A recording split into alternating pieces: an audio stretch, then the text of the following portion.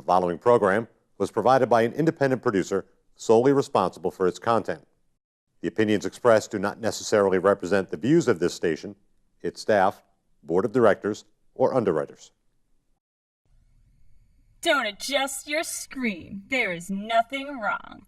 You're about to enter a world where the very concept of time is rendered obsolete by the sheer power of entertainment. You're about to enter the Boggis Hour.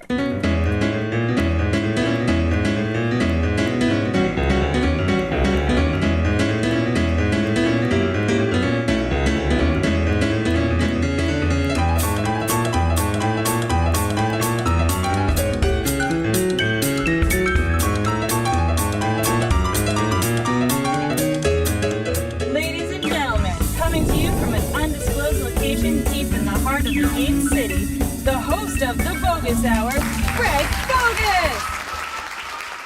Welcome to this episode of the Boggis Hour, where our one and only guest is going to be comedian, producer, radio personality Lauren Verge, and she's also going to be the first person to perform stand-up on this stage.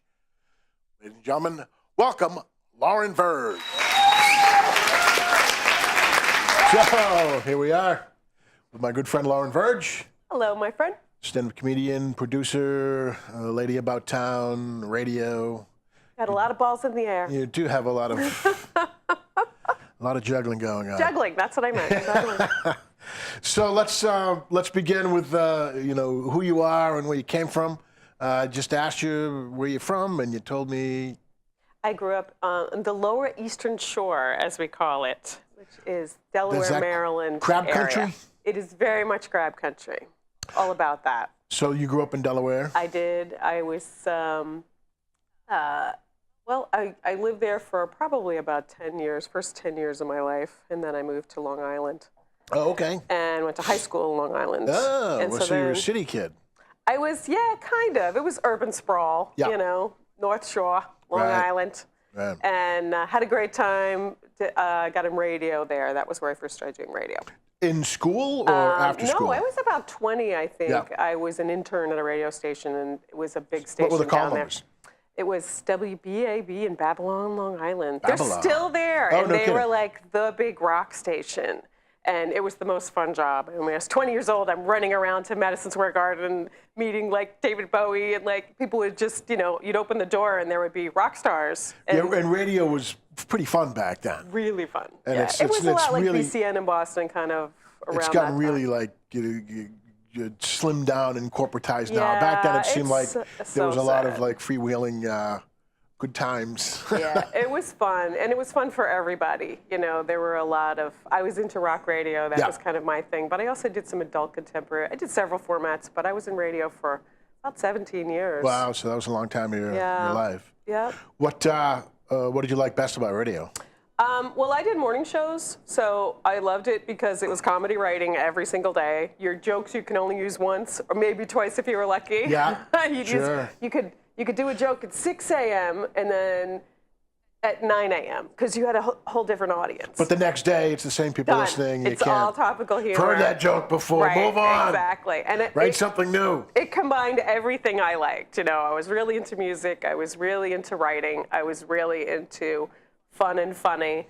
And it was a great job. I can't complain. You didn't get rich doing it, but you had an experience that you never really forget. Yeah, a job that you like. And as we all know, finding a job you like is very hard. It's a hard thing to do. Very hard. So. And with radio, you don't work at one station for a long time usually because they change formats or they change shows. And because I was working on morning shows, 2 years is a long time to be at a station. Maybe 4 if you're lucky. Do you know what the format for that old station is like right-wing talk radio now? Or is it still radio. It's still rock? It's still the rock station. Wow. They even still have their old logo. It's so funny. No kidding. So little has changed. It's fun, but it's very much the exception of the rule around the country. But I did work for a lot of stations around New England as well. I was WMGX in Portland. That's actually where I started comedy. Oh, okay, right. So that was back with the Portland Comedy Connection? It was the Portland Comedy Connection. Which was a great, really hot comedy club. It was so great, down on the wharf. Yeah. And You and I worked there many times. The seagulls and the rats. Very much so. But yeah, it was just this hot little comedy room, and you go and you could have, a nice big bowl of chowder before the show, and there was always packed, and there were always just like a hot, mixed crowd. I was in love with it. Yeah. And I actually had started, I met all of the Boston comedians when I was on the air at WMGX. And we were doing, I think it was Adult Contemporary at the time or something like that. And it was kind of a fun little morning so every show. time, every weekend, the comedian, would they come in studio? Every Friday, whoever was playing at the Comedy Connection on Saturday and Sunday. Because they used to do one show Friday, 2 shows Saturday, and 1 show Sunday. Yeah. And so whoever the George Ham Showcase on Sunday. The George Ham Showcase. I love George Ham. Yeah, I just saw him a couple weeks ago. He's still doing great. George. Yeah, he's so funny. I've got to get him on here one of these days. Well, and those are the people that I started out with. I mean, George had been doing it a long time when I first started. But actually what had happened was, I was running into people like DJ Hazard and Mike McDonald, who still is, a great friend of mine. Sure. Frank Santarelli, who you know well. All of the people that First guest on the show. The first guest, yay, Frank. He took the bullet. He took the bullet for all of us. But so I had actually left the radio station, and I had moved to Manchester. I had gotten married, and I immediately got pregnant with my first child. And after going from at that point, about 13 years of getting up at 2 o'clock in the morning and going 90 miles an hour and writing, to, waiting to have a baby and not working and bouncing off the walls. And I was like, what am I going to do with all this energy? Every day watching the news, and I'm thinking, I'm trained to write jokes about everything. And what am I going to do with it? And so remember Oliver Keithley, who ran the Comedy Connection. He did. I called him one day, and Mike McDonald had said to me, you should try this. And I called Oliver one day and I said, what would you say if I said I might want to give stand-up a try? And he said, I'll give you all the time you want. Come up. Great. And so, I had to drive an hour and a half or whatever it was. But, it took me, 6 months to get 5 minutes together because I was so scared. And but it was a great room to learn, and just because the crowd was so hot and responsive that it built your ego up. Like, I'm incredible. And I remember the first night that I was on, they gave me 6 minutes on a Sunday, and George was hosting. No, and Mike McDonald was hosting because he was doing the closing set that night. And I'm thinking, oh, man, if I stink, he's going to let me know. Because, our friend Mikey doesn't mince words, and I knew.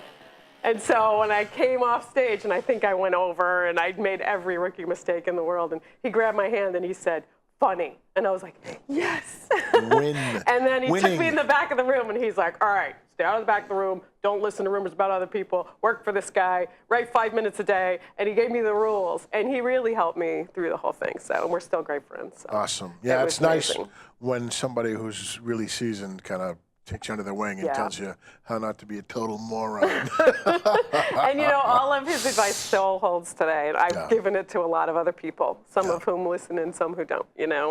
We all make our mistakes when we start. You and I pretty much started out together in some little pizza place in Brookline. Oh, man. Yeah, what was it? Pizzeria Regina? Yep, the open mics. Oh, God, that was horrible. It was like you were playing in a tunnel. So painful. It was so painful. And so many Chinese restaurants and so many little lodges. Sure, elks and moose.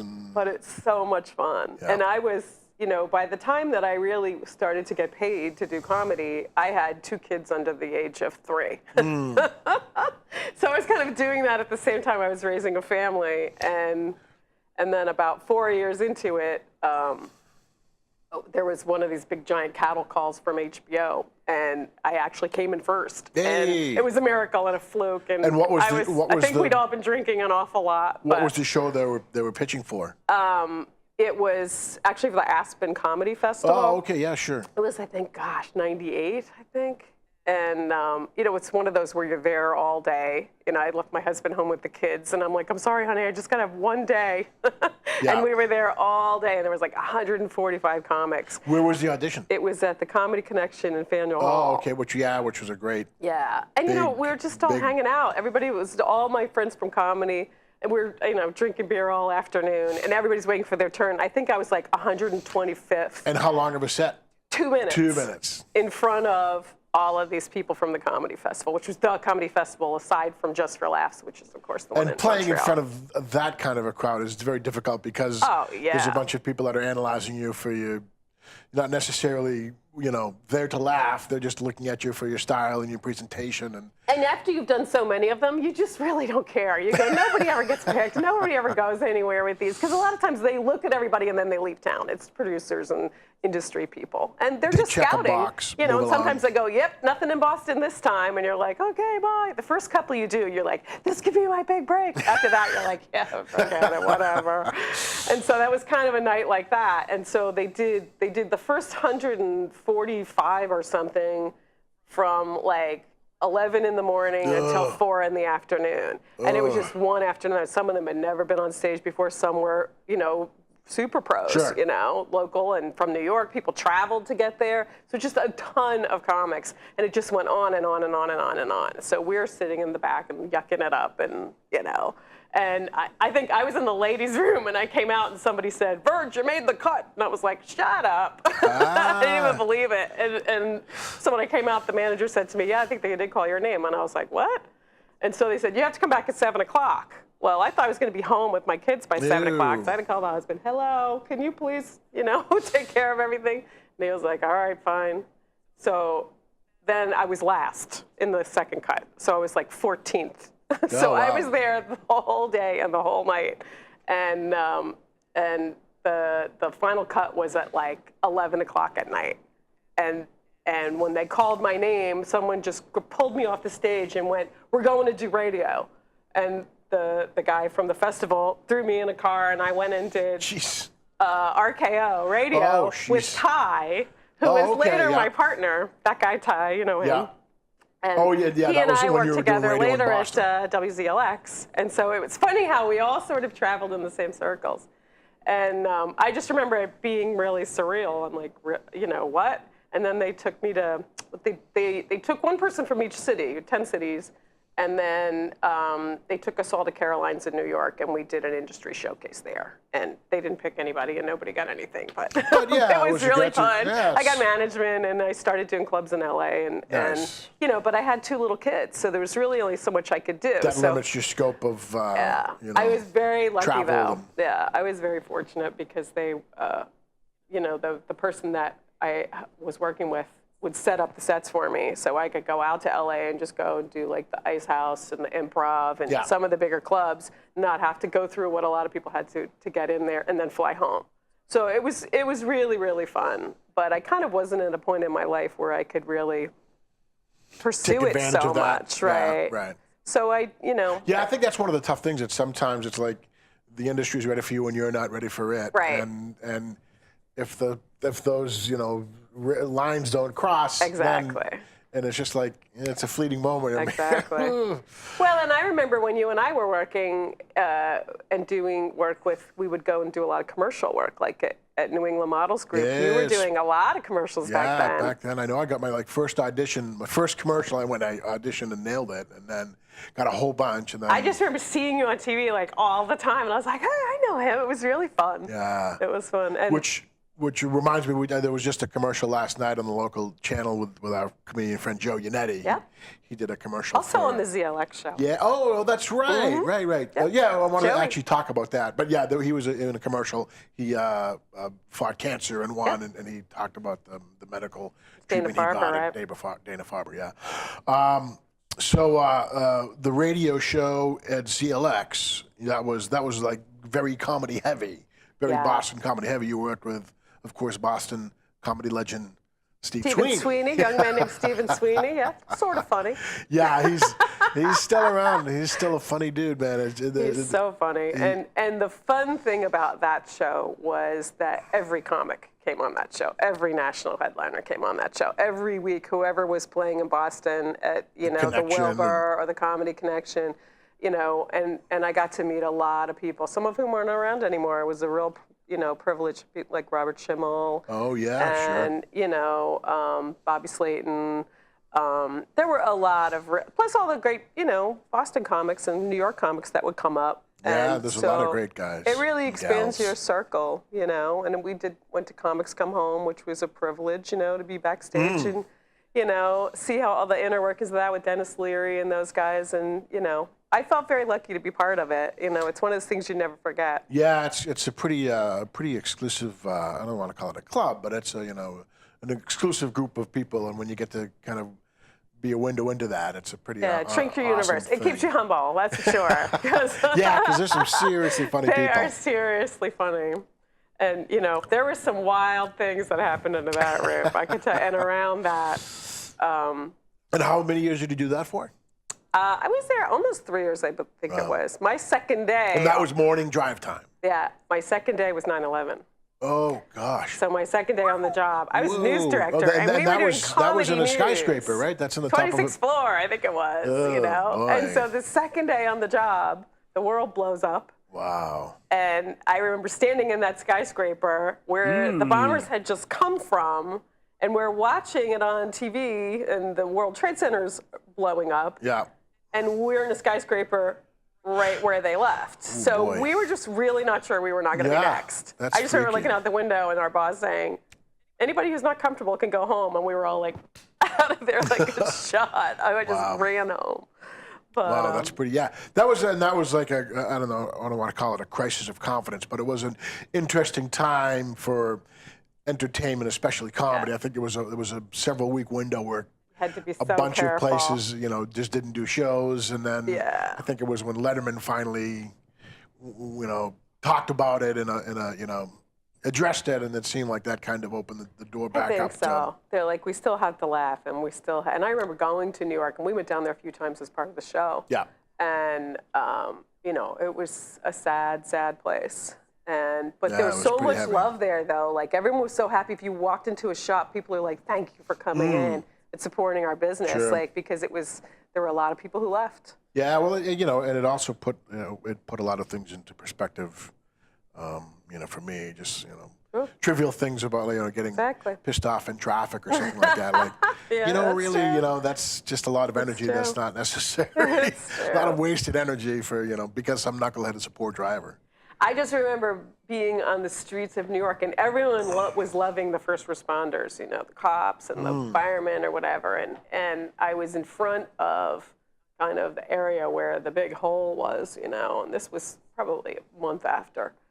And there was a cop standing there, and he was eating a donut, ironically. He was standing on the street eating a donut. And I said, can I take a picture with you? And he said, yeah, hold on. And he goes, I got to find a place for my donut. And I was like, no, you can keep the donut. And he goes, we're not allowed to have our picture taken with donuts. I'm like, really? He's like, yeah, we get in trouble. We're not That's probably in the bylaws. I was like, wow, that's some strict protocol right there. No donuts.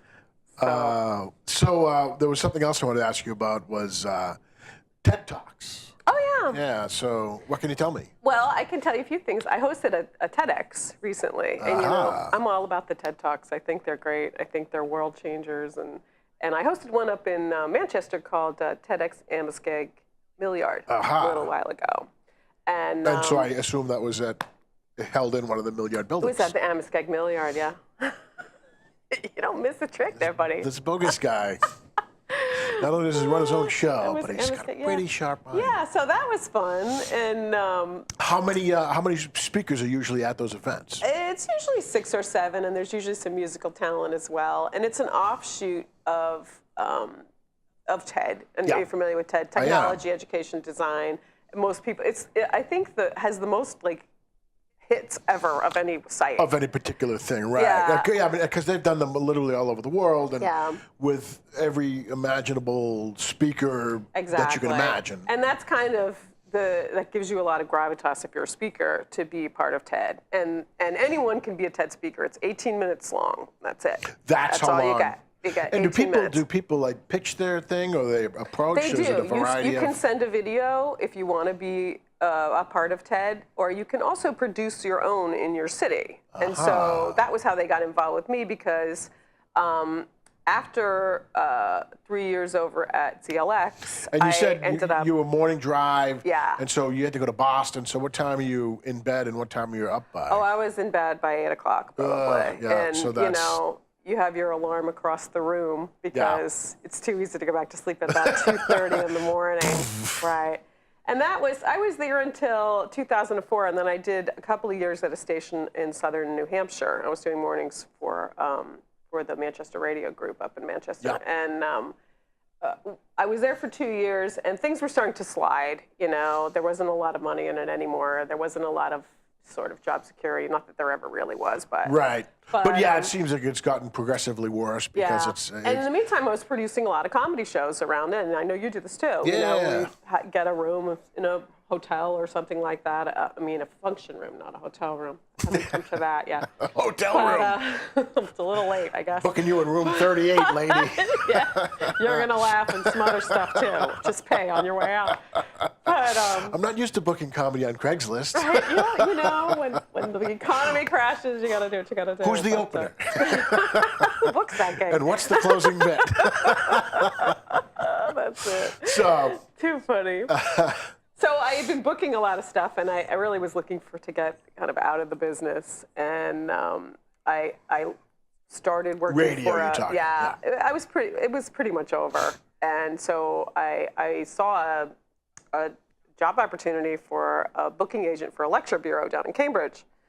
And I thought, well, this is interesting. And I talked to them, and I found out a lot more about it. It's not something that anyone's really trained to do. It's kind of you learn as you go. But it was a great job, and I loved it. And I could still book stand-up and do stand-up and do that as well. But I was actually booking speakers, celebrities, business gurus, authors for corporations all over the world. Yeah.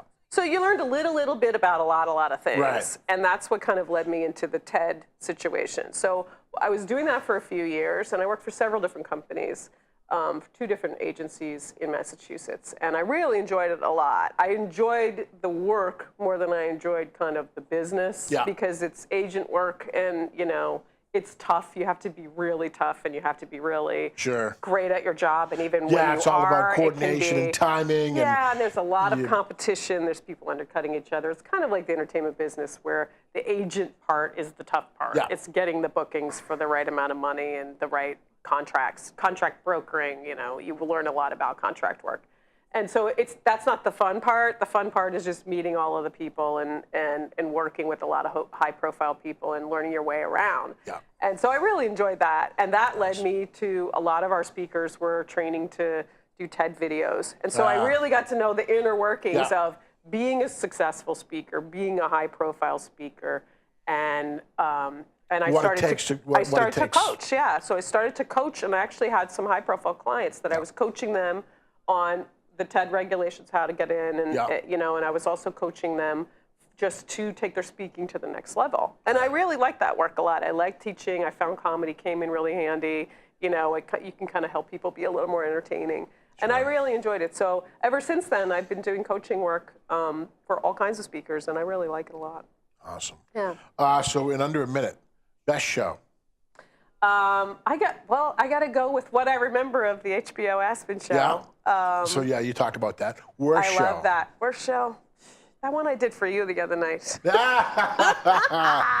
Kidding. We did a show in the tiniest coffee house ever. And I love these shows. Yeah, you know that. Great. That's why you asked me, because you knew I would do it.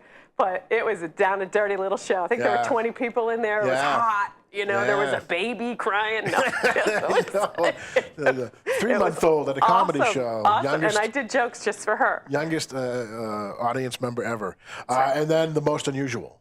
Most unusual had to be one that I did a few years ago for a booker we all know and love. It's been around a long time. Who sent me to it was like a men's club. No women were allowed. And it wasn't that kind of men's club. It was like all lawyers and doctors. And it was like the Society for the Prevention of Horse Thieves. Have you heard of that? It's down in Dedham.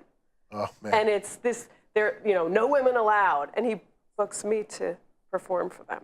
And at that point, I was talking about my kids. And, I was really doing housewifey jokes, kind of, Nice. And they hated me.